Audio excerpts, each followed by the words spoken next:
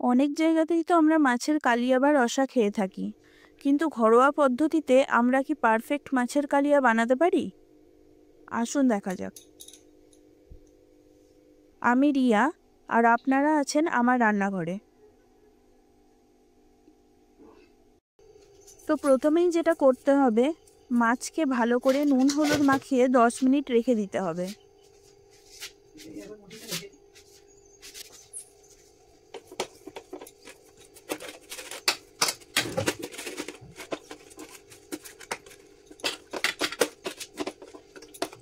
যদি 10 মিনিট সময় না থাকে কোনো ব্যাপার না, নুন হলুদ মাখিয়ে সোজা গরম তেলে ছেড়ে দিন।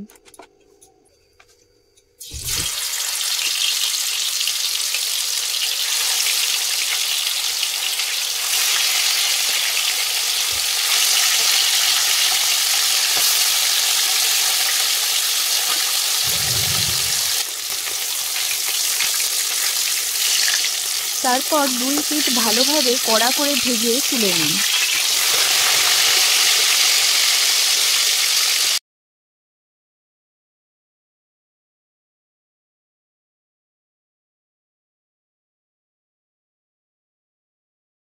এরপর নতুন তেল নেওয়ার প্রয়োজন নেই, যেই তেলে মাছ ভাজা হয়েছে সেই তেলেই বাকি রান্নাটা হবে। যদি মনে হয় তেল বেশি লাগছে, অন্য জায়গায় একটু তেল সরিয়ে নিন।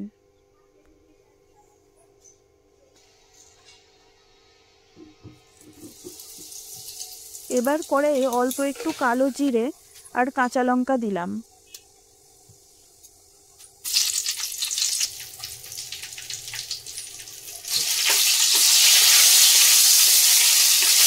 একটু নেড়ে নিয়ে এক এক করে থালায় রাখা উপকরণগুলো অ্যাড করব।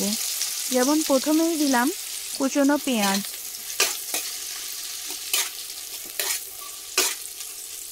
এবার পেঁয়াজের রংটা চেঞ্জ না হওয়া পর্যন্ত ভেজে নিতে হবে।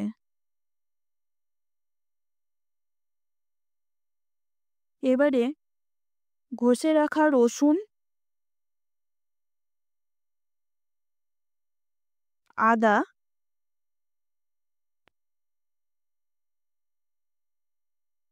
আর কাঁচা লঙ্কা অ্যাড করলাম। বাটার থেকে ঘষে বা থেতো করে ইউজ করাটাই ভালো।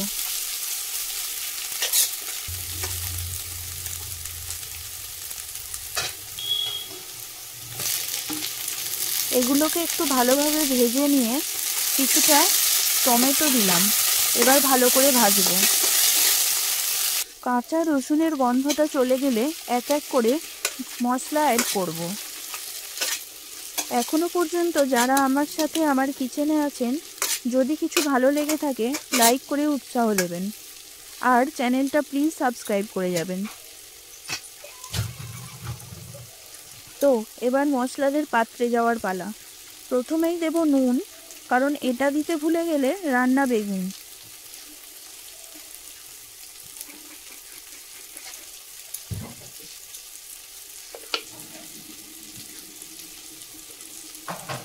তারপর হলুদ গুঁড়ো।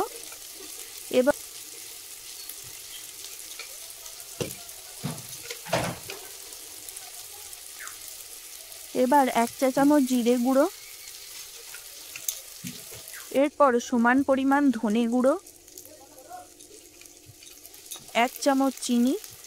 আমি এখানে ব্রাউন সুগার ব্যবহার করলাম, যদি আপনাদের না থাকে স্কিপ করে দেবেন না, সাদা চিনিতেও সমান কাজ হবে। এরপর দেব কাশ্মীরি মির্চ রঙের জন্য। ব্যাস, রান্না এখনো পর্যন্ত 80% হয়ে গেছে। এবার ভালোভাবে কষাতে হবে, এটাই রান্নার প্রধান মন্ত্র। সাইড থেকে মশলা তেল ছেড়ে দিয়েছে। এবারে পরিমাণ মতো জল দেব, তা বলে কিন্তু 1 কলসি না। জল ভালোভাবে ফুটে গেছে, এবারে মাছগুলোকে দিয়ে দেব।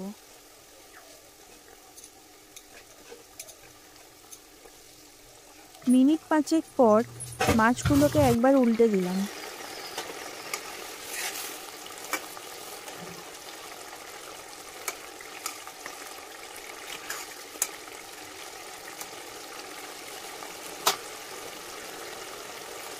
জলটা অনেকটাই শুকিয়ে গেছে, এবার গরম মশলা দিতে কিন্তু ভুলবেন না।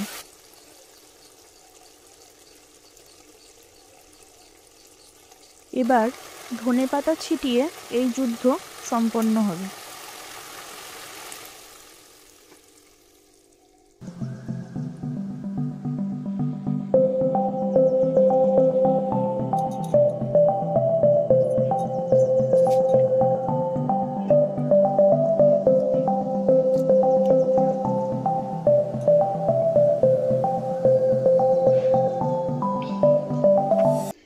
এবার আর আমার কোনো কাজ নেই, আপনি যে কোনো পাত্রে পদটিকে ঢেলে গরম গরম ভাতের সাথে পরিবেশন করুন।